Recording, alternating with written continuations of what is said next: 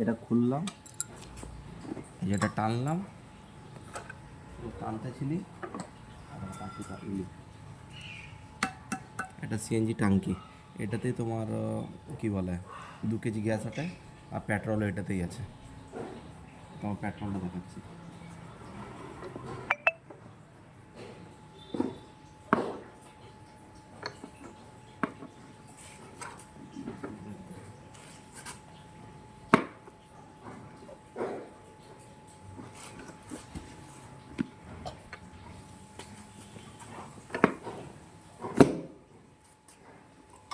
আর হলো এটা দেখো পেট্রোলের ট্যাঙ্কি।